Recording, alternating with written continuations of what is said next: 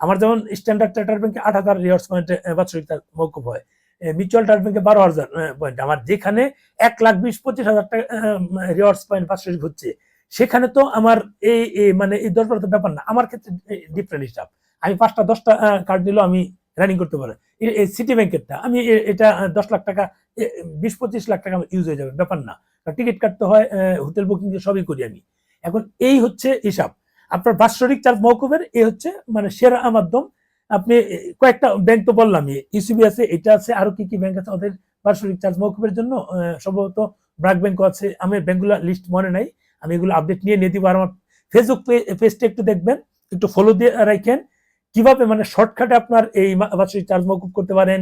আপনার এই বিদেশে গেলে ইএমআই এর মধ্যে কিভাবে যেতে পারেন, বা আপনি পারচেজ করলে সেগুলো মানে ইন্টারেস্ট ফ্রি কিভাবে আপনি মাসিক পেমেন্ট মাসিক দিয়ে দিবেন, 1 টাকা ইন্টারেস্ট দিতে হবে না।